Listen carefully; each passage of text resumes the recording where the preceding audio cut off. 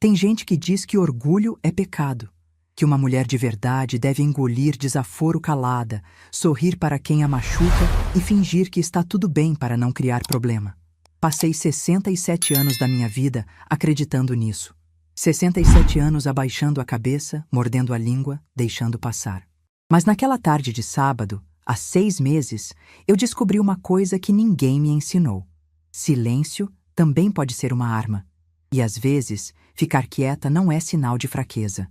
É sinal de que você está apenas esperando o momento certo. Me chamo Marlene Vieira Duarte. Tenho 67 anos, cabelos brancos que não faço mais questão de esconder e uma história que preciso contar.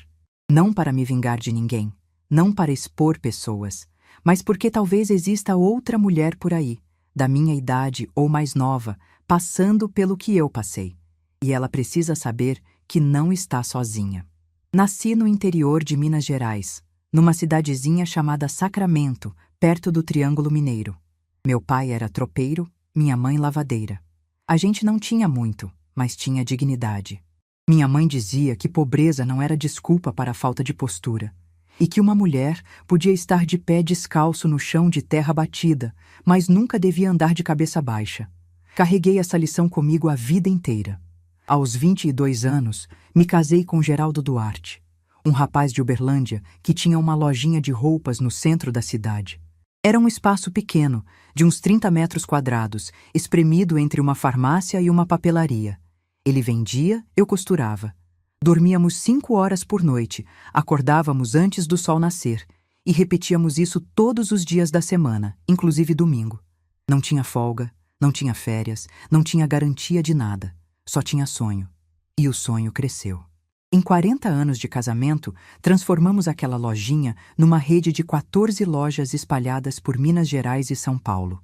A marca Elegância Duarte se tornou referência em moda para mulheres maduras que querem se vestir com classe sem precisar vender um rim para comprar uma blusa.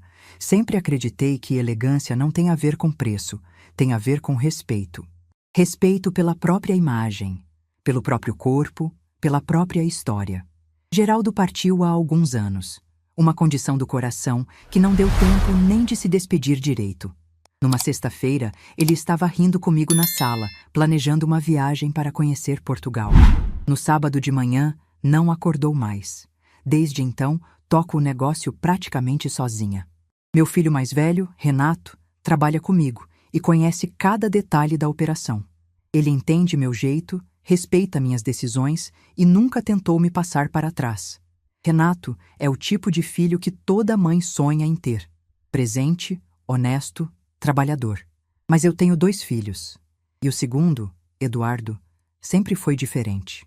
Eduardo nasceu 5 anos depois de Renato, numa época em que a empresa já estava começando a dar lucro. Talvez por isso ele nunca tenha entendido o valor do sacrifício. Enquanto Renato cresceu vendo a gente contar moedas para pagar fornecedor, Eduardo cresceu com mesada, roupa nova todo mês e a certeza de que sempre haveria alguém para resolver os problemas dele.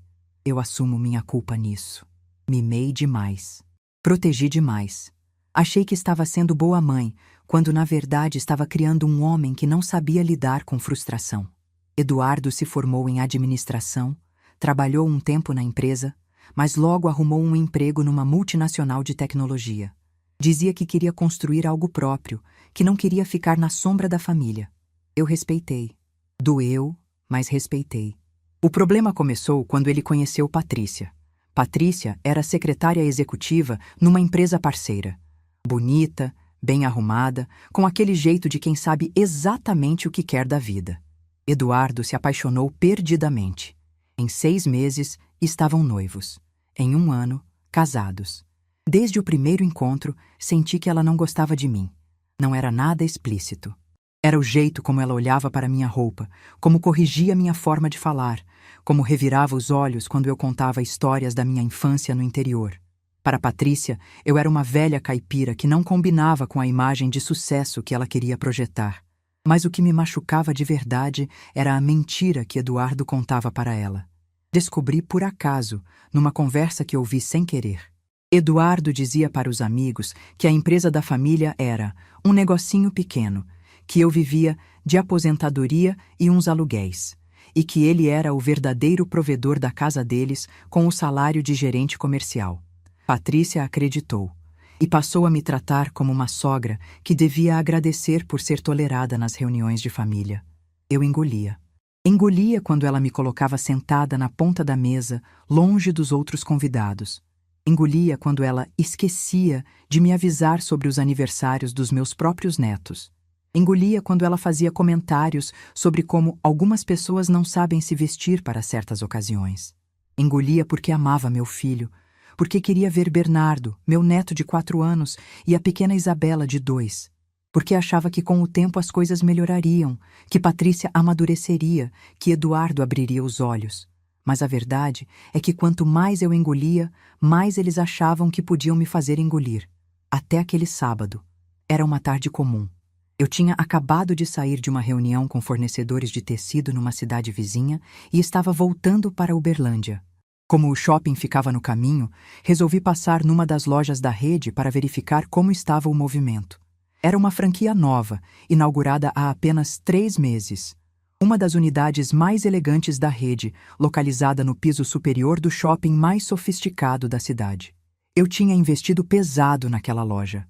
Móveis importados, iluminação especial, provadores amplos. Queria que fosse uma vitrine do que a elegância do arte podia oferecer. Eu tinha um hábito que Geraldo me ensinou: visitar as lojas sem me identificar. Ele dizia que a verdadeira qualidade de um negócio aparece quando o dono não está olhando. Então, eu entrava como uma cliente qualquer. Observava o atendimento, a organização, o comportamento dos funcionários. Depois, se tivesse algum problema, conversava com o gerente em particular. Naquele dia, eu estava vestida de forma elegante, porém discreta. Calça de alfaiataria cinza, blusa de seda cor marfim, um blazer leve cor de pérola. Meu cabelo branco solto nos ombros, bem cortado, escarpão baixo, confortável. A única joia era minha aliança de casamento e um colar de pérolas pequenas que Geraldo me deu no nosso aniversário de 30 anos. Para quem entende de moda, eu estava impecável. Uma senhora elegante, com roupas de qualidade, cores harmoniosas, postura ereta. Mas para quem julga pelos brilhos, pelas logomarcas estampadas, pelas bolsas de grife com letras douradas, eu era apenas uma velha de cabelo branco que provavelmente não tinha dinheiro para comprar nada. Entrei na loja e comecei a olhar a nova coleção. Os vestidos estavam lindos, as estampas que eu mesma havia aprovado meses antes. Passei a mão num tecido, sentindo a textura, verificando a qualidade da costura. Foi quando percebi que ninguém veio me atender. Havia 2 vendedoras no balcão. Uma delas, de uns 25 anos, cabelos loiros, unhas enormes decoradas com pedrinhas, estava mexendo no celular. A outra, mais nova ainda, dava risadinhas olhando para a tela da colega. Nenhuma das 2 sequer levantou os olhos quando entrei. Continuei andando pela loja. Peguei um vestido da Arara, um modelo azul marinho com decote discreto que eu tinha certeza que ficaria lindo em mim. Queria ver o acabamento de perto, verificar se a costura estava no padrão. A vendedora loira finalmente se mexeu. Guardou o celular no bolso, ajeitou o cabelo e veio na minha direção. Mas não veio para me ajudar. Ela parou na minha frente, cruzou os braços e disse em voz alta o suficiente para toda a loja ouvir: "Com licença, senhora." Olhei para ela, esperando que oferecesse ajuda. Talvez perguntasse meu tamanho, sugerisse outras peças, fizesse seu trabalho. Mas o que saiu da boca dela me gelou por dentro. "A senhora não tem vergonha de vir aqui vestida assim?" Por um segundo, achei que tinha ouvido errado, que talvez ela estivesse falando com outra pessoa, que talvez fosse uma piada que eu não tinha entendido. Mas ela continuou: "Olha só, dona. Essa loja aqui é para um público diferente, entende? Não é para qualquer um. A senhora ia se sentir mais confortável em outro lugar. Tem umas lojas lá embaixo que são mais adequadas." Senti meu rosto esquentar, não de vergonha, de indignação. Antes que eu pudesse responder qualquer coisa, ouvi uma risada que conhecia muito bem.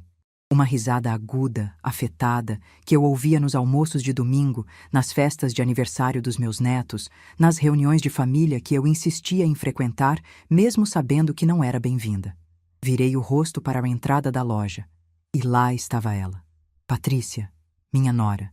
Ela estava parada na porta com duas amigas, todas carregando sacolas de compras de lojas caras. Usava um vestido justo, salto alto, bolsa de grife. O cabelo estava impecável, a maquiagem perfeita. Nossos olhos se cruzaram.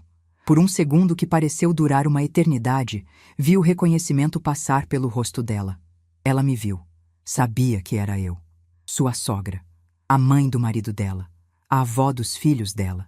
E o que ela fez a seguir me partiu em pedaços que eu nem sabia que ainda existiam inteiros dentro de mim. Patrícia virou o rosto. Fingiu que não me conhecia. E disse para as amigas, em voz alta e clara, fazendo questão de que eu ouvisse cada palavra.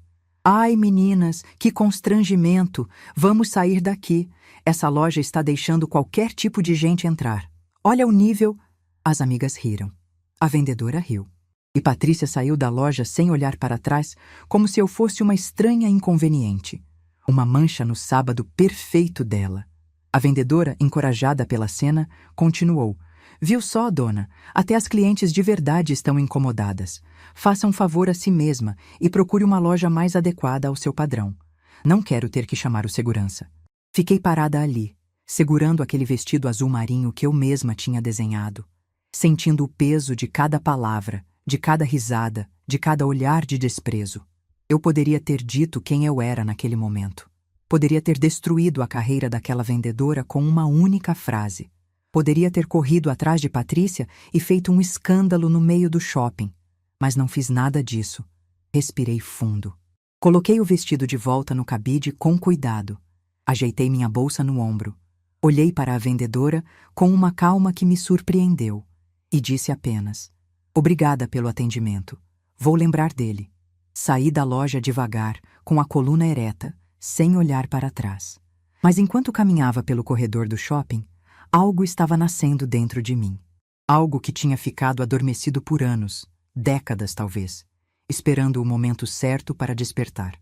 Eu tinha passado a vida inteira engolindo, sendo a mãe compreensiva, a sogra paciente, a avó que aceita qualquer migalha de afeto. Tinha permitido que me tratassem como um móvel velho que ninguém quer, mas que ninguém tem coragem de jogar fora. Mas naquela tarde, alguma coisa mudou. Eu não sabia ainda, mas aquele silêncio que eu escolhi naquele momento não era o silêncio da derrota. Era o silêncio de quem está apenas começando a falar. E quando a minha voz finalmente fosse ouvida, quando ela fosse ouvida, ninguém estaria preparado para o que viria depois. Cheguei ao estacionamento do shopping com as pernas tremendo. Não de medo, não de tristeza. De algo que eu não conseguia nomear naquele momento. Entrei no meu carro, um sedã prata simples que eu dirigia há anos, e fiquei ali parada, com as mãos no volante, olhando para o nada. Lembrei de Geraldo, de como ele ficaria furioso se tivesse presenciado aquela cena. Ele sempre dizia que eu era mansa demais, que deixava as pessoas passarem por cima de mim. Marlene, ele costumava dizer, você é dona de um império. Age como dona. Eu sempre ria e respondia que não precisava agir como nada, que o sucesso verdadeiro não precisa de plateia, que preferia ser subestimada a ser temida. Mas naquele carro, naquele estacionamento, olhando para as minhas mãos que tinham costurado milhares de peças, assinado contratos milionários, construído um negócio do zero, eu me perguntei pela primeira vez se Geraldo não estava certo. Liguei o carro e saí do estacionamento. Mas não fui para casa. Fui para o escritório central da empresa. Precisava me lembrar de quem eu era de verdade. Não a velha que aquela vendedora viu. Não a sogra que Patrícia desprezava. Eu era Marlene Vieira Duarte. E estava na hora de parar de pedir desculpas por existir. Cheguei ao escritório central da empresa quando o sol já estava se pondo. O prédio ficava num bairro comercial de Uberlândia, 3 andares discretos que não chamavam a atenção de quem passava na rua. Era assim que eu gostava. Sempre preferi que o trabalho falasse mais alto que a fachada. A recepcionista do turno da noite se assustou quando me viu entrar. Dona Marlene? A senhora por aqui num sábado? Dei um sorriso que não chegou aos olhos e disse que precisava resolver umas coisas. Ela não perguntou mais nada. Depois de tantos anos, os funcionários já sabiam que quando eu aparecia fora do horário, era melhor não fazer perguntas. Subi para o segundo andar, onde ficava a sala de monitoramento. Todas as nossas lojas tinham câmeras de segurança conectadas a um sistema central. Era uma exigência minha desde que começamos a expandir a rede. Geraldo achava exagero. Dizia que eu era desconfiada demais. Mas eu sempre respondia que confiança não exclui verificação. Naquela noite, agradeci em silêncio por ter insistido naquele sistema. Sentei na frente dos monitores e comecei a procurar as gravações da loja do Shopping Paineiras. Encontrei facilmente. A câmera principal ficava posicionada bem acima do balcão, capturando praticamente toda a área de vendas. E lá estava tudo. Eu entrando na loja. As vendedoras me ignorando. A loira se aproximando com aquele sorriso de deboche. Cada palavra, cada gesto, cada expressão de desprezo. E então, Patrícia. Vi o momento exato em que ela me reconheceu. Foi um lampejo, menos de um segundo, mas a câmera capturou. Os olhos dela se arregalaram levemente, a boca se abriu como se fosse dizer algo. E então, a decisão. Consciente, calculada. Ela virou o rosto e fingiu que eu era uma estranha. Assisti aquela cena 3 vezes seguidas. Na terceira vez, não senti mais raiva. Senti algo mais frio, mais denso. Uma clareza que eu não tinha há muito tempo. Patrícia não tinha agido por impulso. Ela tinha escolhido me humilhar. Na frente das amigas, na frente da vendedora, no meio de um shopping lotado. Ela viu a sogra sendo maltratada e decidiu que era mais fácil fingir que não me conhecia do que me defender. Ou pior, ela gostou de ver. Continuei assistindo às gravações, agora com outro objetivo. Queria entender como aquela vendedora tinha sido contratada. Quem tinha feito a entrevista, quem tinha aprovado, quem tinha treinado. Algo não estava certo. Aquele nível de grosseria não aparece do nada. Alguém tinha permitido ou até incentivado. Foi quando meu celular tocou. Era Fernando, o gerente regional das franquias. A voz dele estava tremendo do outro lado da linha. Dona Marlene, aconteceu uma coisa. Uma coisa muito séria. Perguntei o que era, já imaginando a resposta. Alguém filmou um incidente na loja do Shopping Paineiras e postou nas redes sociais. O vídeo está viralizando. Já tem mais de 50 mil visualizações e continua subindo. Estão dizendo que uma funcionária nossa humilhou uma senhora idosa. Chamaram até de preconceito etário. A imprensa já está pedindo posicionamento. Fiquei em silêncio por alguns segundos, processando a informação. Fernando, eu disse com calma. A senhora do vídeo sou eu. O silêncio do outro lado durou quase 10 segundos. Como assim? A senhora? Dona Marlene? Eu mesma. Fui na loja fazer uma visita anônima e fui tratada daquele jeito pela vendedora. Estou no escritório agora, assistindo às gravações das câmeras internas. Fernando começou a gaguejar, tentando se desculpar, prometendo que ia tomar providências imediatas, que ia demitir todo mundo se fosse preciso. Mas eu o interrompi. Antes de qualquer coisa, preciso que você descubra uma informação para mim. Qualquer coisa, Dona Marlene. O que a senhora precisar. Quero saber o nome completo da vendedora que me atendeu. E quero saber como ela foi contratada. Quem indicou, quem aprovou, tudo. Me liga de volta quando tiver. Desliguei e voltei para as gravações. Enquanto esperava, comecei a revisar os registros das últimas semanas daquela loja. E o que encontrei me deixou ainda mais perturbada. Não era a primeira vez que aquela vendedora tratava mal uma cliente. Nas gravações de dias anteriores, vi pelo menos outras 3 situações parecidas. Sempre com mulheres mais velhas. Sempre com aquele mesmo tom de superioridade. Sempre seguido de risadinhas com a colega do balcão. E ninguém tinha feito nada. A gerente da loja, uma mulher chamada Sandra, aparecia em algumas gravações. Vi ela conversando com a vendedora loira, rindo junto, tratando-a com uma intimidade que não parecia profissional. Em nenhum momento vi Sandra corrigir o comportamento, chamar atenção, fazer qualquer coisa que uma gerente deveria fazer. Alguma coisa estava muito errada naquela loja. Fernando me ligou de volta 2 horas depois. A essa altura, eu já tinha tomado 3 cafés e minha cabeça estava funcionando com uma clareza que eu não sentia há anos. Dona Marlene, consegui as informações. Pode falar. A vendedora se chama Débora Menezes Santana. Foi contratada há 3 meses, logo depois da inauguração da loja. A indicação veio direta da gerente, a Sandra, que disse que era uma pessoa de confiança da família. De confiança da família de quem?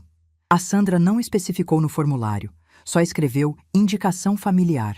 Mas eu fiz umas ligações, conversei com o pessoal do RH e descobri uma coisa. O quê? Débora Menezes Santana é prima de primeiro grau de uma pessoa chamada Patrícia Menezes Santana Duarte. Meu coração parou por um segundo. Repete esse nome. Patrícia Menezes Santana Duarte, que, se não me engano, é minha nora. O silêncio que se seguiu foi mais eloquente que qualquer palavra. Patrícia tinha colocado a própria prima para trabalhar na minha empresa, sem me contar, sem pedir autorização, usando o sobrenome de solteira para que eu não fizesse a conexão. E aquela prima, durante 3 meses, tinha trabalhado na minha loja tratando clientes com desprezo, especialmente clientes mais velhas, especialmente mulheres que se pareciam comigo. Fernando, eu disse, a voz firme apesar do turbilhão que estava sentindo, preciso que você descubra mais uma coisa. Quero saber se a gerente dessa loja, a Sandra, tem alguma relação com Patrícia ou com a família dela. Vou verificar agora mesmo. Enquanto esperava, minha mente começou a conectar os pontos. Por que Patrícia colocaria a prima numa loja minha sem me contar? Por que esconder essa informação? E por que logo naquela loja específica? A mais nova, a mais elegante, a que eu tinha inaugurado com tanto orgulho. A resposta veio como um soco no estômago, porque Patrícia achava que eu nunca ia descobrir. Ela achava que eu era uma velha distraída, desconectada do negócio, que só aparecia para assinar papéis e receber dividendos. Ela não sabia que eu ainda fazia visitas anônimas. Não sabia que eu conhecia cada detalhe da operação. Não sabia que o sistema de câmeras mandava alertas para o meu celular. Patrícia tinha subestimado a sogra que ela tanto desprezava. Fernando ligou de volta meia hora depois, e dessa vez a voz dele estava diferente. Tinha um tom de incredulidade, como se ele mesmo não acreditasse no que tinha descoberto. Dona Marlene, a senhora não vai acreditar. Me conta. A gerente Sandra é cunhada de Patrícia, irmã do marido dela. Espera, irmã do marido dela?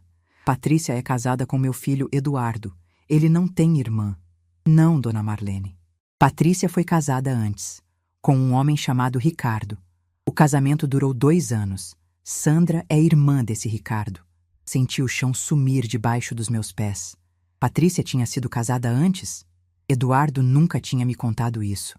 Em 5 anos de casamento, ninguém nunca mencionou que ela tinha um ex-marido. Eu achava que Eduardo era o primeiro. Tem certeza dessa informação, Fernando? Absoluta. Verifiquei nos registros civis. Patrícia Menezes Santana se casou com Ricardo de Souza Ferreira em 2015. Divorciaram em 2017. Sandra de Souza Ferreira é irmã dele. E agora é gerente da nossa loja no Shopping Paineiras. Desliguei o telefone e fiquei olhando para a parede do escritório, tentando processar o que tinha acabado de ouvir. Patrícia tinha montado uma operação inteira nas minhas costas. Colocou a prima como vendedora. Colocou a ex-cunhada como gerente. Criou uma rede dentro da minha própria empresa, pessoas que eram leais a ela, não a mim. E fez tudo isso enquanto sorria para mim nos almoços de domingo e me tratava como uma velha sem importância. A pergunta que martelava na minha cabeça era: por quê? O que Patrícia ganhava com isso? Qual era o objetivo de infiltrar pessoas na minha empresa? A resposta veio quando lembrei de uma conversa que tinha ouvido meses antes, sem dar importância na época. Era um almoço de família e eu tinha ido à cozinha buscar mais vinho. Patrícia estava no corredor, falando baixinho no celular. Ouvi apenas fragmentos: controle, expandir, quando ela não estiver mais aqui. Na hora, achei que ela estava falando de trabalho. Agora entendi. Ela estava falando de mim. Patrícia não estava apenas desprezando a sogra. Ela estava planejando algo maior. Estava posicionando peças no tabuleiro, esperando o momento certo para dar o cheque-mate. Ela queria a minha empresa e achava que ia conseguir. Sentei na cadeira do escritório e fechei os olhos por um momento. Meu coração estava acelerado, minha respiração curta. Mas por baixo da indignação, por baixo da raiva, por baixo da dor de descobrir que minha própria família estava tramando contra mim, havia algo mais. Havia gratidão. Gratidão por aquela vendedora arrogante que não sabia ficar de boca fechada. Gratidão pelo vídeo que viralizou e me forçou a investigar. Gratidão por cada peça desse quebra-cabeça que finalmente estava se encaixando. Se aquela humilhação no shopping não tivesse acontecido, eu nunca teria descoberto a teia que Patrícia estava tecendo ao meu redor. Abri os olhos e olhei para o retrato de Geraldo que ficava na minha mesa. Ele estava sorrindo, como sempre, com aquele olhar de quem conhecia todos os segredos do mundo. Você tinha razão, eu disse para a foto. Eu era mansa demais, mas isso acabou. Peguei o telefone e liguei para Renato, meu filho mais velho. Mãe, tudo bem? São quase 11 da noite. Está tudo bem, filho, mas preciso que você venha ao escritório amanhã cedo. Temos muito trabalho pela frente. Que tipo de trabalho? Olhei mais uma vez para as gravações pausadas na tela. A imagem de Patrícia congelada no momento exato em que decidiu fingir que não me conhecia. O tipo de trabalho que seu pai sempre disse que eu precisava aprender a fazer. Desliguei o telefone e comecei a fazer anotações. Tinha uma lista de nomes para verificar, uma rede para desmantelar, uma verdade para trazer à luz. E pela primeira vez em muito tempo, eu não estava com medo. Estava com fome. Fome de justiça. Fome de verdade. Fome de finalmente mostrar para aquelas pessoas quem era a mulher que elas tinham subestimado. O vídeo da minha humilhação continuava viralizando, acumulando milhares de comentários de pessoas indignadas, pedindo providências, exigindo respostas. Eles teriam suas respostas, mas não do jeito que esperavam. E definitivamente não do jeito que Patrícia esperava. Porque ela tinha cometido o erro mais grave que alguém pode cometer numa guerra: subestimar o inimigo. E eu não era mais a velha mansa que engolia desaforos calada. Eu era uma mulher de 67 anos, que finalmente tinha acordado. E quando uma mulher dessa idade acorda para a verdade, não existe força no mundo capaz de fazê-la dormir de novo. Naquela noite, não dormi. Fiquei no escritório até às 4 da manhã, revisando documentos, cruzando informações, montando um dossiê completo sobre cada pessoa que Patrícia tinha colocado dentro da minha empresa. Descobri que, além de Débora e Sandra, havia mais 2 funcionárias em outras lojas que tinham alguma ligação com a família dela. Uma prima distante trabalhando no estoque da loja de Ribeirão Preto. Uma amiga de infância no setor administrativo da matriz. 4 pessoas, 4 infiltradas, 4 pares de olhos e ouvidos reportando para Patrícia cada movimento da empresa que ela achava que um dia seria dela. Mas o que ela não contava é que eu tinha aprendido uma coisa importante ao longo dos meus 67 anos de vida. Paciência. Eu não ia agir por impulso, não ia fazer escândalo, não ia dar a ela o prazer de me ver descontrolada. Ia fazer algo muito pior. Ia deixar que ela se sentisse segura. Ia deixar que ela continuasse achando que eu era uma velha desatenta. Ia deixar que ela baixasse a guarda completamente. E então, quando ela menos esperasse, quando ela achasse que tinha vencido, eu ia mostrar todas as cartas que tinha na mão. O sol começou a nascer pela janela do escritório, pintando o céu de laranja e rosa. Olhei para aquele amanhecer e senti algo que não sentia há muito tempo: esperança. Não esperança de que as coisas fossem se resolver sozinhas, mas esperança de que eu finalmente tinha coragem de resolvê-las com minhas próprias mãos. O jogo tinha mudado. E desta vez, quem ditava as regras era eu. Renato chegou ao escritório às 7 da manhã de domingo. Eu estava no mesmo lugar onde tinha passado a noite inteira, cercada de papéis, anotações e xícaras de café vazias. Quando ele me viu, parou na porta com uma expressão que misturava preocupação e curiosidade. Mãe, você dormiu aqui? Fiz que não com a cabeça e apontei para a cadeira à minha frente. Senta, filho. Temos muito o que conversar. Renato sempre foi o filho que herdou o temperamento do pai. Calmo, observador, capaz de ouvir antes de reagir. Enquanto Eduardo era explosivo e impulsivo, Renato era o tipo de pessoa que analisava todas as peças do tabuleiro antes de mover um peão. Naquela manhã, eu precisava exatamente disso. Comecei contando tudo desde o início. A visita à loja, a humilhação da vendedora, Patrícia fingindo que não me conhecia. Renato ouviu em silêncio, os olhos escurecendo a cada detalhe. Quando cheguei na parte do vídeo viralizando, Ele sacou o celular e procurou. Meu Deus, mãe! Já tem mais de 200.000 visualizações. Os comentários estão pegando fogo. Deixei ele ler alguns comentários enquanto eu continuava. Contei sobre as ligações de Fernando, sobre a descoberta de que Débora era prima de Patrícia, sobre Sandra ser ex-cunhada dela. Quando mencionei que Patrícia tinha sido casada antes e que Eduardo nunca tinha me contado, Renato largou o celular na mesa e me olhou com uma expressão que eu nunca tinha visto no rosto dele. Espera, Eduardo sabia que a Patrícia foi casada antes e nunca contou pra ninguém? Aparentemente. E ela colocou a prima e a ex-cunhada para trabalhar na nossa empresa sem avisar ninguém? Não só isso. Empurrei o dossiê que tinha preparado durante a noite na direção dele. Tem mais duas, uma prima distante no estoque de Ribeirão e uma amiga de infância no administrativo da matriz. 4 pessoas no total, todas conectadas à Patrícia. Renato folheou os documentos em silêncio. Vi a mandíbula dele travar, os dedos apertarem o papel com mais força do que o necessário. Quando terminou de ler, levantou os olhos para mim. Ela montou uma rede de espionagem dentro da nossa empresa. É o que parece. Mas por quê? O que ela ganha com isso? Contei sobre a conversa que tinha ouvido meses antes, os fragmentos sobre controle, expandir e quando ela não estiver mais aqui. Renato ficou em silêncio por um longo momento, processando as informações. Ela acha que vai herdar a empresa, ele disse finalmente. Acha que quando você partir, o Eduardo vai ficar com metade e ela vai controlar essa metade através dele. É o que eu também concluí. Mas ela não sabe que o testamento deixa a empresa inteira para mim, com você como administradora vitalícia. Confirmei com a cabeça. Geraldo e eu tínhamos feito esse arranjo anos atrás, quando percebemos que Eduardo não tinha interesse nem capacidade para tocar o negócio. Eduardo receberia uma quantia generosa em dinheiro e imóveis, mas a empresa ficaria com Renato. Era justo, era legal e estava tudo documentado com advogados. Patrícia não fazia ideia. O que você quer fazer, mãe?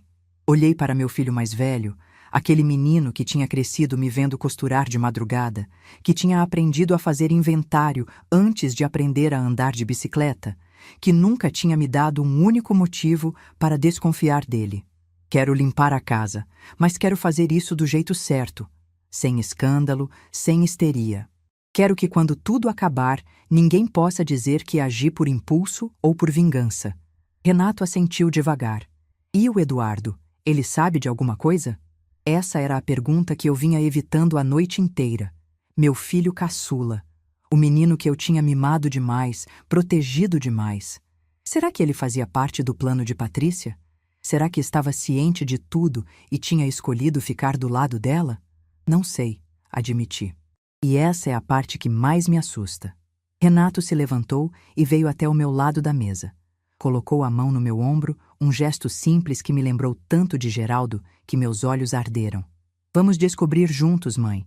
Mas primeiro precisamos resolver a situação da loja. O vídeo está viralizando e a imprensa vai começar a pressionar. Precisamos de um posicionamento. Ele estava certo. Antes de qualquer confronto familiar, precisávamos controlar a narrativa pública.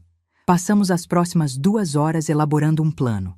Fernando seria instruído a emitir uma nota oficial lamentando o ocorrido e informando que a funcionária envolvida havia sido desligada. Sandra, a gerente, também seria removida do cargo por falha de supervisão. Não mencionaríamos as conexões familiares, pelo menos não publicamente. Isso era assunto interno. Às 10 da manhã, Fernando já tinha colocado tudo em movimento.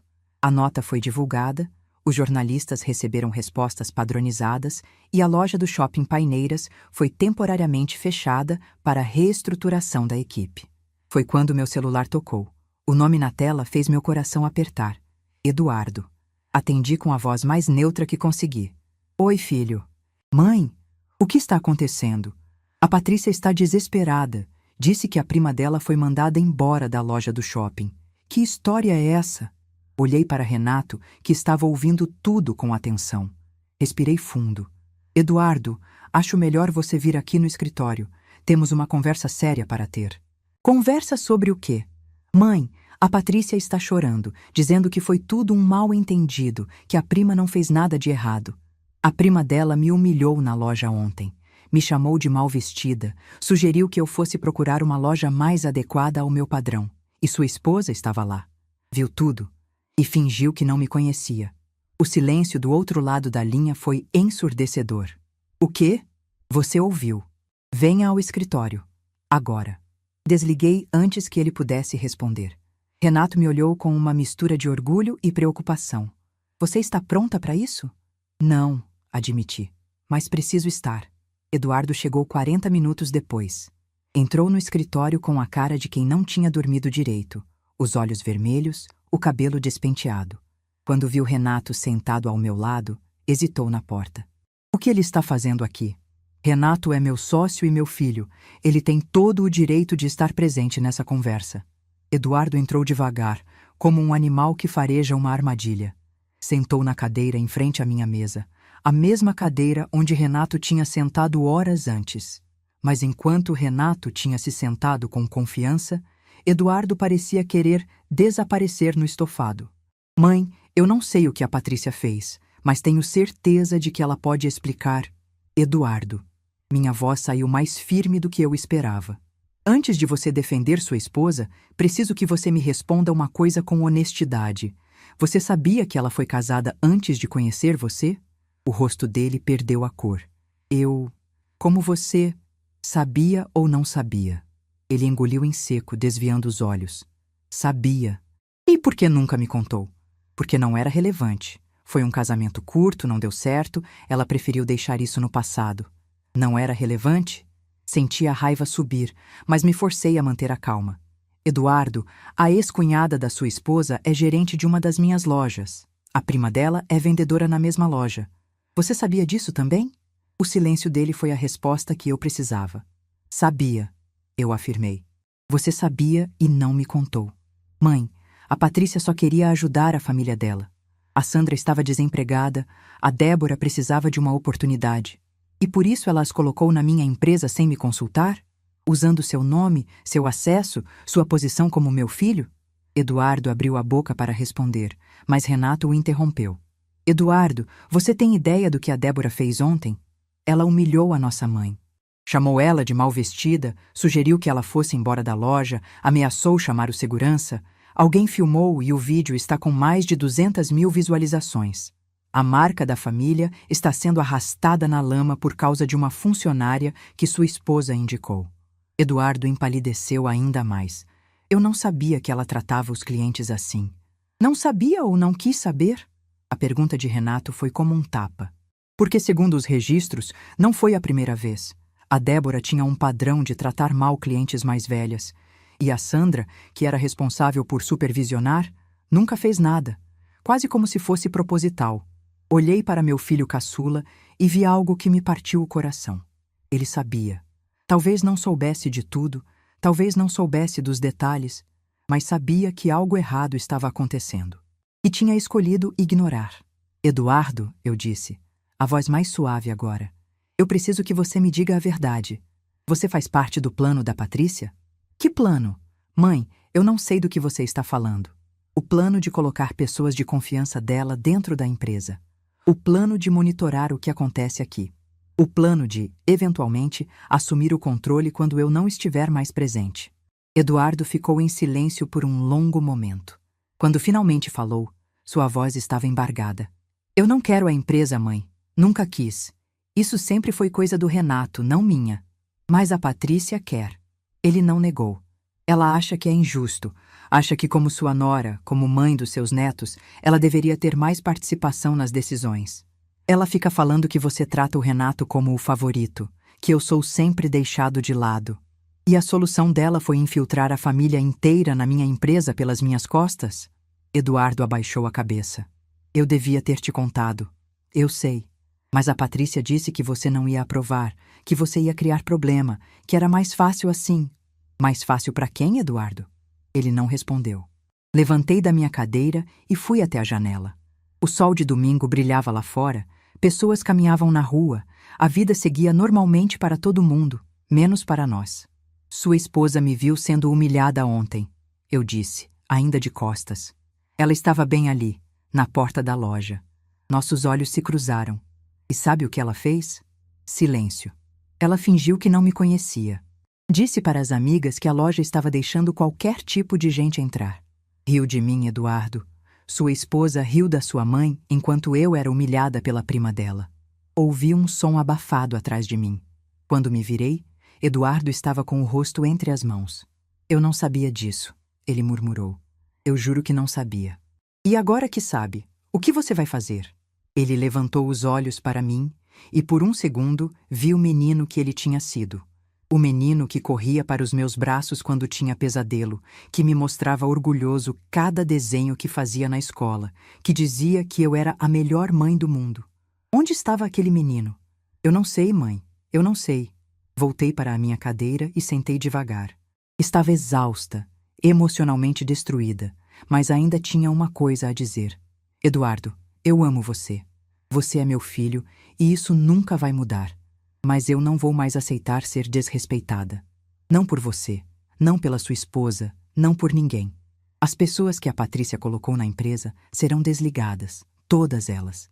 E se ela tiver algum problema com isso, pode vir falar comigo diretamente. Mãe, ela vai ficar furiosa. Mãe, deixa ela ficar.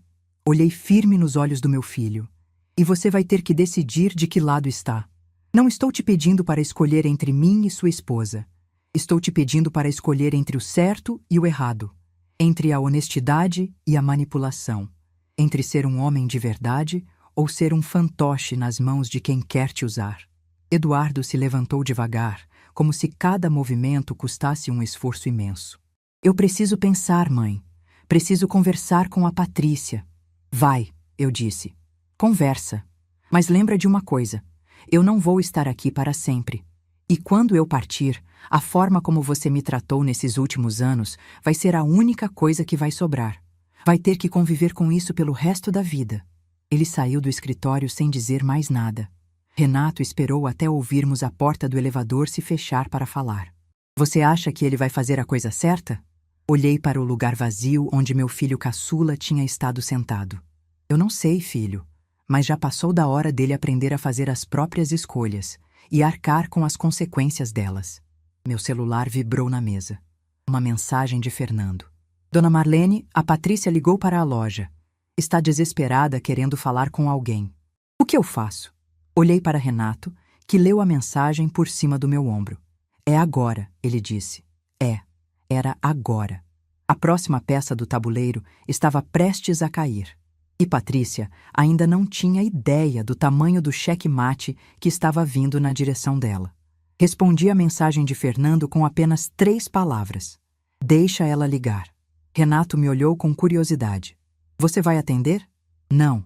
Vou deixar ela se desesperar um pouco mais. Quando a pessoa está desesperada, comete erros. E eu quero ver quais erros Patrícia vai cometer. Não precisei esperar muito.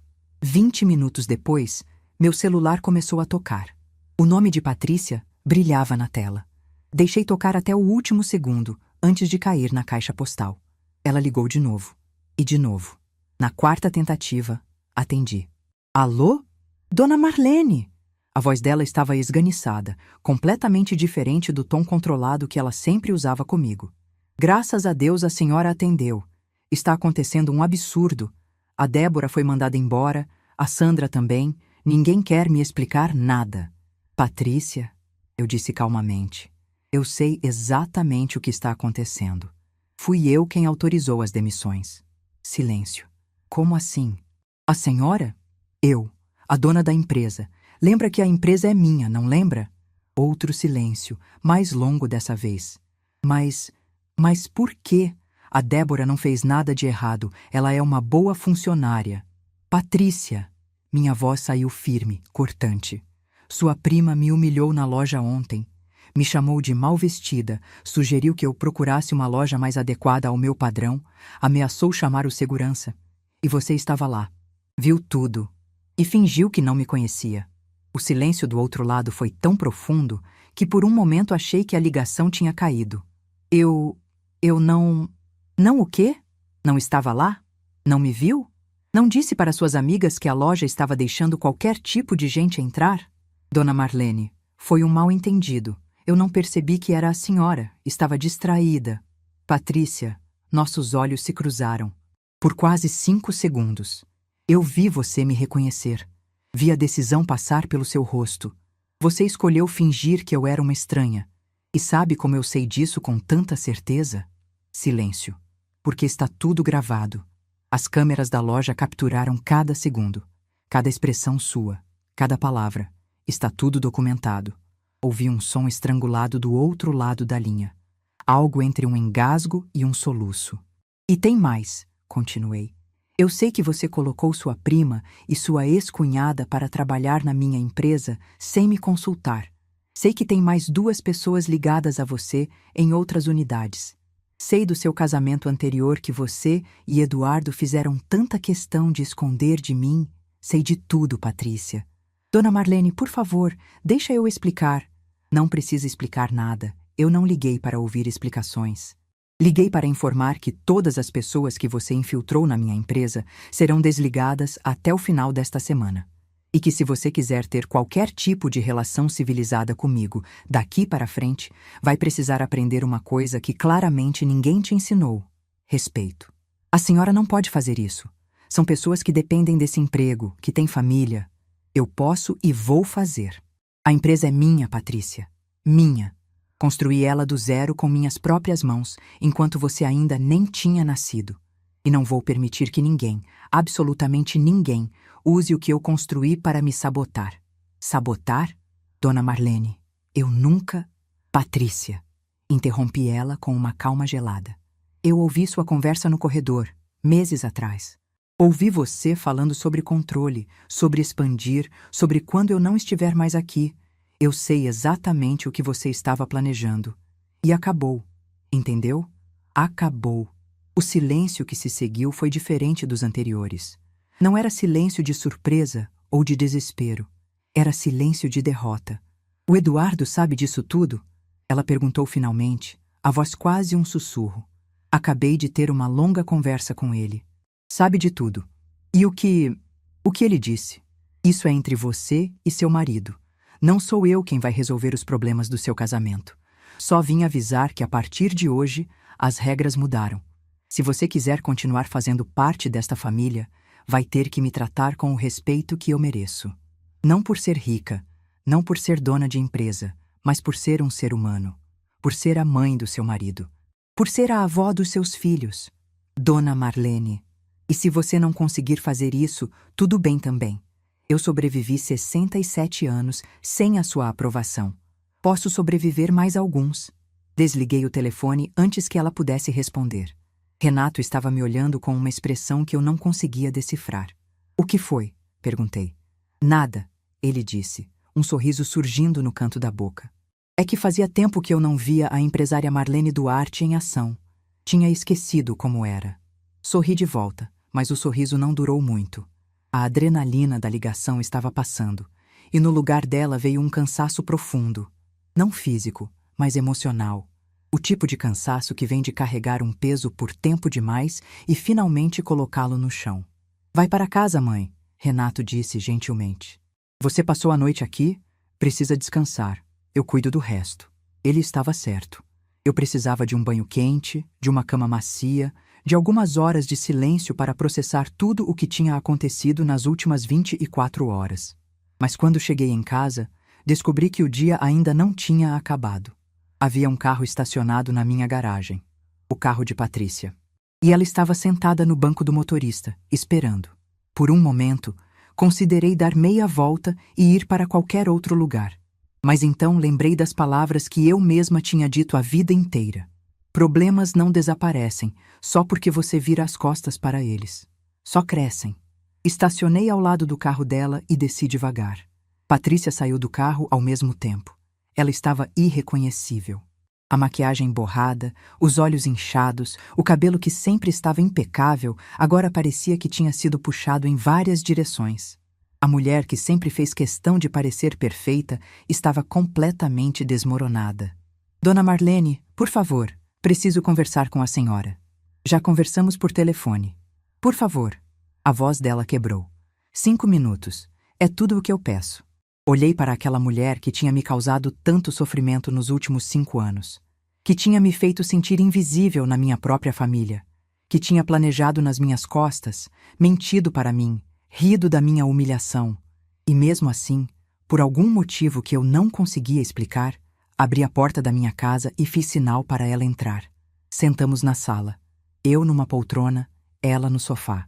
A mesma sala onde tantas reuniões de família tinham acontecido, onde ela sempre fazia questão de me deixar de lado, onde eu tantas vezes engoli desaforos para manter a paz.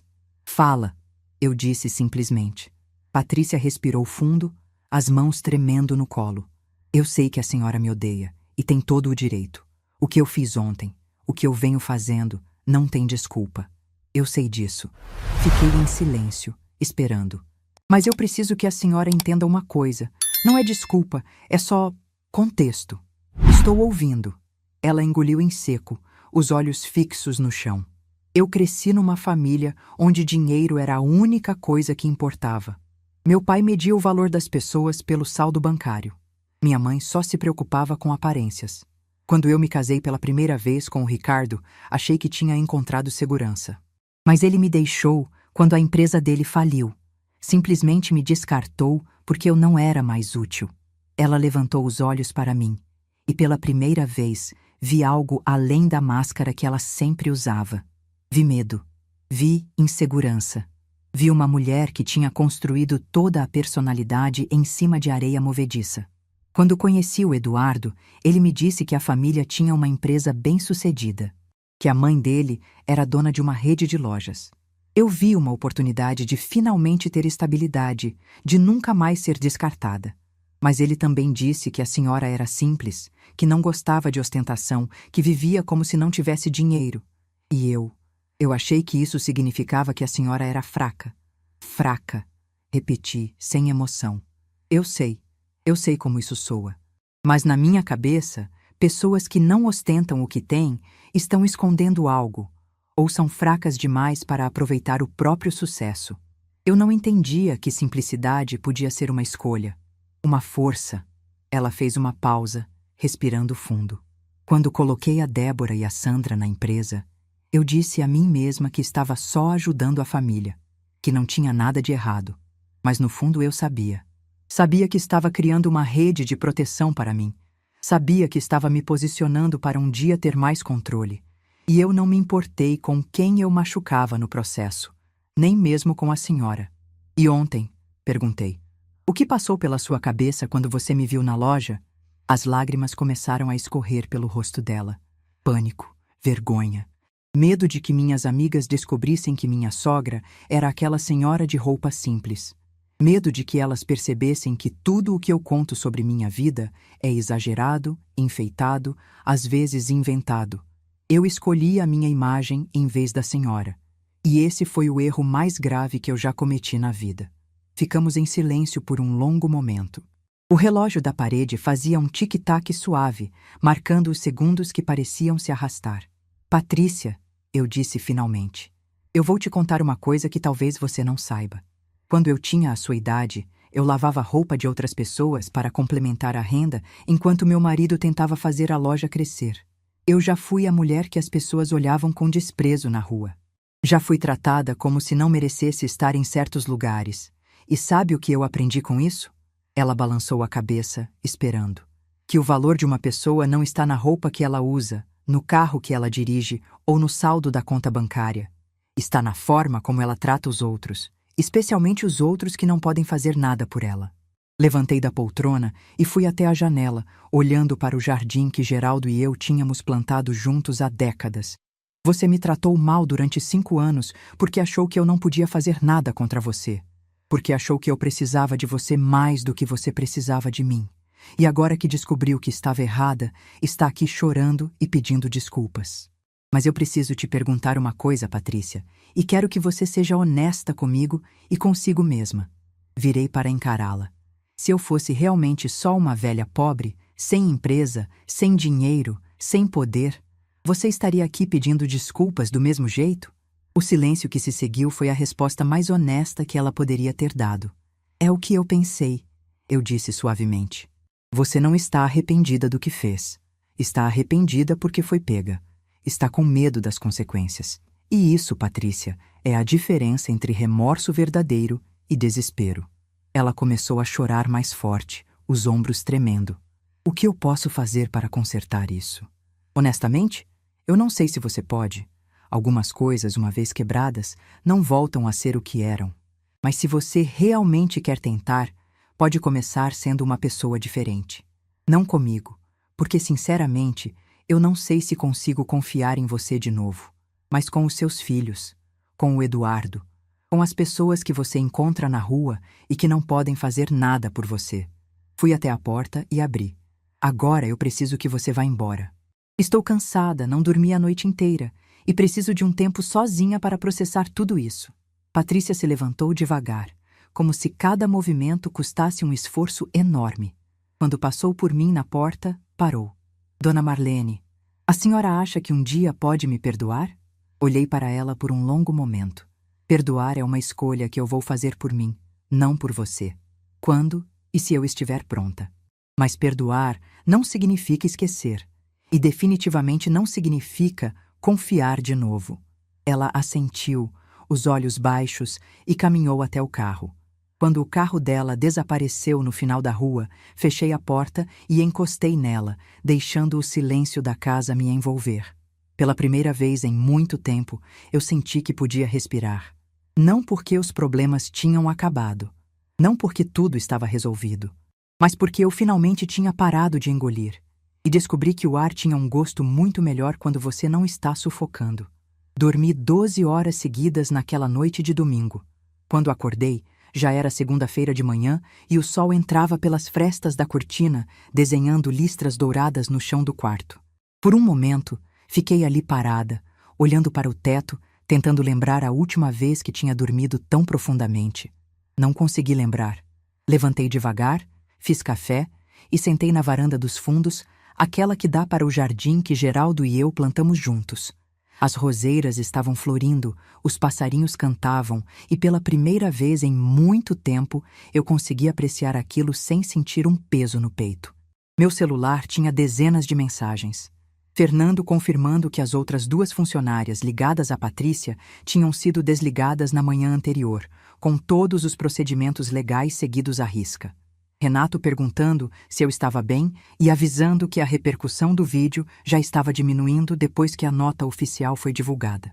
Algumas amigas querendo saber se era verdade o que tinham visto nas redes sociais. Mas havia uma mensagem que me chamou a atenção mais do que as outras. Era de Eduardo. Mãe, preciso conversar com você. Posso passar aí hoje à tarde? Sozinho. Fiquei olhando para aquelas palavras por um longo momento. Sozinho. Ele fez questão de especificar isso. O que significava? Que tinha brigado com Patrícia, que tinha tomado uma decisão, que queria me pedir desculpas sem a esposa por perto? Respondi apenas, pode vir às 3. O resto da manhã passou devagar. Arrumei a casa, reguei as plantas, fiz um almoço leve. Tentei ler um livro, mas não consegui me concentrar. Minha mente ficava voltando para a conversa que teria com Eduardo. O que ele ia dizer? O que eu ia sentir? Às 3 em ponto, a campainha tocou. Abri a porta e encontrei meu filho caçula parado ali, com uma expressão que eu não via há muito tempo. Não era a cara de quem tinha dormido mal ou de quem estava nervoso. Era a cara de quem tinha chorado, de quem tinha passado horas pensando, de quem tinha finalmente acordado para alguma coisa. Entra, filho. Ele entrou em silêncio e foi direto para a sala. Sentou no mesmo sofá onde Patrícia tinha sentado no dia anterior, mas a postura dele era completamente diferente. Não estava na defensiva, não estava tentando se justificar. Estava apenas ali, presente, como há muito tempo não estava. Quer café? Perguntei. Não, mãe, obrigado. Eu preciso falar umas coisas. E preciso que você me escute até o final, tá? Sentei na poltrona em frente a ele e assenti. Eduardo respirou fundo, as mãos entrelaçadas no colo. Eu passei a noite inteira acordado, pensando em tudo o que aconteceu, em tudo o que você disse, em tudo o que eu deixei acontecer. E eu cheguei a uma conclusão que deveria ter chegado há muito tempo. Ele levantou os olhos para mim e vi que estavam marejados. Eu fui um covarde, mãe. Um covarde e um tolo. Eu sabia que a Patrícia não te tratava bem. Sabia que ela fazia comentários, que te excluía das coisas, que te olhava com desprezo. E eu não fiz nada. Fingia que não via, mudava de assunto, dizia para mim mesmo que era coisa da minha cabeça. Por quê? Perguntei suavemente. Porque era mais fácil. Porque eu não queria conflito. Porque eu achava que se eu ficasse quieto, as coisas iam se resolver sozinhas. Ele soltou uma risada amarga. Que piada, né? O mesmo silêncio que você engoliu durante anos foi o silêncio que eu escolhi também. Só que o seu era para me proteger. O meu era para me proteger de ter que enfrentar a verdade. Fiquei em silêncio, deixando ele continuar. Quando você me contou ontem o que a Patrícia fez na loja, quando você disse que ela fingiu que não te conhecia, que riu de você, eu senti uma coisa que não sentia há muito tempo. Vergonha. Vergonha de mim mesmo. Porque no fundo, eu sempre soube que ela era capaz disso. Eu só não queria admitir. E agora? Perguntei. O que você quer fazer? Eduardo ficou em silêncio por um momento, olhando para as próprias mãos. Eu conversei com a Patrícia ontem à noite. Depois que ela voltou daqui, ela me contou tudo o que você disse, tudo o que ela disse. E pela primeira vez, eu não defendi ela. Não tentei amenizar, não tentei encontrar justificativas. Só escutei. E o que você sentiu? Raiva, tristeza, decepção. Ele levantou os olhos para mim. Mas não surpresa, mãe. E isso é o pior. Eu não fiquei surpreso com nada do que ela fez. Porque no fundo, eu sempre soube quem ela era. Eu só não queria ver. Ele se levantou e veio até a minha poltrona, ajoelhando na minha frente como fazia quando era criança e queria me pedir alguma coisa. Mãe, eu te devo um pedido de desculpas que deveria ter feito há 5 anos. Desculpa por ter deixado você ser tratada assim na sua própria família. Desculpa por ter escolhido o silêncio em vez de te defender. Desculpa por ter sido o tipo de filho que você nunca mereceu ter. Senti meus olhos arderem, mas não chorei. Já tinha chorado demais nos últimos dias. Eduardo, você é meu filho. Isso nunca vai mudar. Eu te amo desde o dia em que você nasceu e vou te amar até o dia em que eu partir desse mundo. Mas amor não significa aceitar qualquer coisa. Amor significa querer o melhor para o outro, mesmo quando o melhor é difícil de ouvir. Ele assentiu, as lágrimas escorrendo pelo rosto. Eu sei, mãe, eu sei. O que você vai fazer agora? Com a Patrícia? Com o casamento? Eduardo suspirou, sentando no chão mesmo, encostado na poltrona. Eu não sei ainda. Não vou mentir para você. A gente tem 2 filhos, uma vida construída. Não é simples assim de desmanchar tudo. Mas eu disse para ela uma coisa que eu nunca tinha dito antes. O quê? Que se ela não mudar de verdade, não só da boca para fora, eu não vou ficar. Que eu não vou mais aceitar que ela trate minha mãe como se fosse uma estranha inconveniente. Que se ela quiser continuar casada comigo, vai ter que aprender a respeitar a mulher que me criou.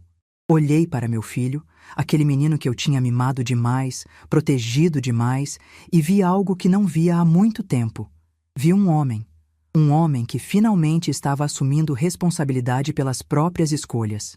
E ela, o que disse? Chorou. Muito. Disse que ia tentar, que ia mudar. Mas eu não sei se acredito, mãe.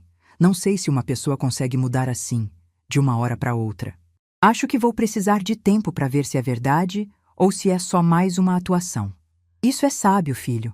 Palavras são fáceis, o que conta são as atitudes. Ele ficou em silêncio por um momento.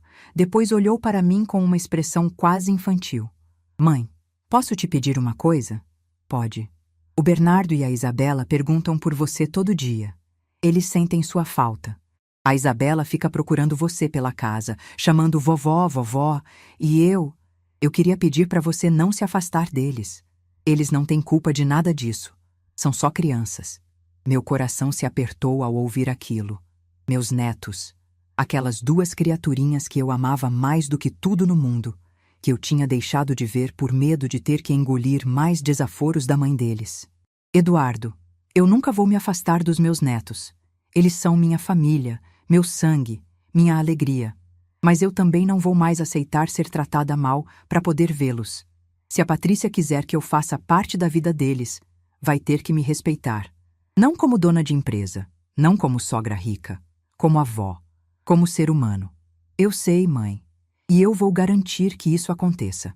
Nem que eu tenha que trazer eles aqui sozinho sem ela. Estendi a mão e acariciei o rosto do meu filho, como fazia quando ele era pequeno e acordava de pesadelo. Você cresceu, Eduardo. Demorou, mas cresceu. Ele sorriu, um sorriso triste, mas genuíno. Antes tarde do que nunca, né? Passamos o resto da tarde conversando. Não só sobre Patrícia e sobre o que tinha acontecido, mas sobre tudo.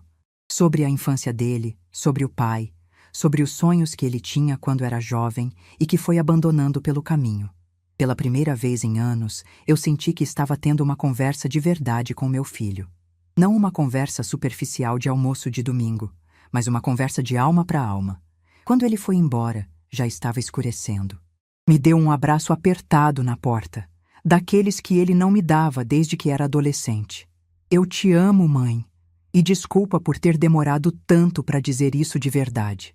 Eu também te amo, filho. Sempre amei. Sempre vou amar. Depois que o carro dele desapareceu na esquina, fiquei parada na varanda, olhando para o céu que ia ganhando tons de laranja e rosa. E pensei em tudo o que tinha acontecido nos últimos dias.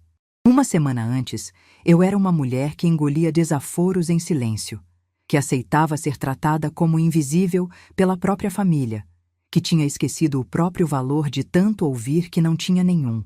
Agora, eu era outra pessoa. Não porque tinha me vingado de alguém, não porque tinha destruído a vida de quem me machucou, mas porque tinha finalmente parado de aceitar migalhas. Tinha finalmente entendido que respeito não se implora, se exige, e se não vier, a gente vai embora. Nos meses que se seguiram, muita coisa mudou. Patrícia realmente tentou mudar. Não sei se por medo de perder o casamento, por arrependimento genuíno ou por uma mistura dos dois. Mas ela começou a me tratar de forma diferente. Não éramos amigas. Provavelmente nunca seríamos. Mas havia um respeito que não existia antes. Um cuidado com as palavras, com os gestos, com os olhares. Eduardo cumpriu a promessa. Trouxe Bernardo e Isabela para me visitar toda semana, às vezes sozinho, às vezes com Patrícia. E quando ela vinha, se comportava. Não sei o que ele disse para ela em particular, mas funcionou. A empresa continuou prosperando. Renato assumiu cada vez mais responsabilidades e eu comecei a trabalhar menos, a aproveitar mais. Viajei para o litoral, coisa que não fazia há anos. Retomei amizades que tinha abandonado. Comecei a fazer coisas que sempre quis fazer e nunca tinha tempo. O vídeo da minha humilhação ainda está na internet, em algum lugar. Às vezes alguém me reconhece na rua e vem me dizer que viu, que ficou indignado, que torceu por mim. Eu agradeço e sigo em frente. Aquele vídeo não me define. É apenas um registro de um momento em que eu decidi parar de engolir. Hoje, sentada nesta mesma varanda, onde tomei café naquela manhã de segunda-feira, olhando para as mesmas roseiras que Geraldo plantou comigo, eu penso no que aprendi com tudo isso. Aprendi que silêncio pode ser uma arma, mas também pode ser uma prisão. Que engolir desaforo não mantém a paz, só adia o conflito. Que as pessoas vão te tratar do jeito que você permitir. Aprendi que nunca é tarde para mudar. Que aos 67 anos ainda dá para descobrir uma força que você não sabia que tinha. E aprendi a coisa mais importante. Que o amor próprio não é egoísmo, é sobrevivência. Porque se você não se respeita, como vai exigir que os outros te respeitem? Aquela vendedora que me humilhou na loja me fez um favor sem querer. Me acordou de um sono que já durava tempo demais. Me mostrou que eu tinha virado a mulher que deixa as coisas acontecerem, em vez de ser a mulher que faz as coisas acontecerem. Não sou mais essa mulher. Agora sou a mulher que olha nos olhos e diz o que pensa. Que exige respeito sem pedir desculpas. Que ama a família, mas não aceita ser maltratada por ela. Que descobriu, depois de 67 anos, que tinha uma voz. E que essa voz, quando finalmente usada, é mais poderosa do que qualquer silêncio. Se você está passando por algo parecido, se está engolindo desaforos para manter uma paz que não existe, se está se sentindo invisível na própria vida, eu quero te dizer uma coisa. Você merece mais. Não importa a sua idade, sua situação, suas circunstâncias. Você merece ser tratada com respeito. Você merece ser vista, ouvida, valorizada. E se as pessoas ao seu redor não conseguem fazer isso, talvez seja a hora de você fazer por si mesma. Porque no final das contas, a única pessoa que vai estar com você, do primeiro ao último dia da sua vida, é você mesma. E essa pessoa merece todo o amor e respeito que você tem para dar. Eu aprendi isso aos 67 anos. Espero que você não precise esperar tanto. Se essa história tocou seu coração, deixe seu like, se inscreva no canal e comente aqui embaixo. No meu lugar, o que você faria? Sua mensagem pode iluminar o dia de alguém.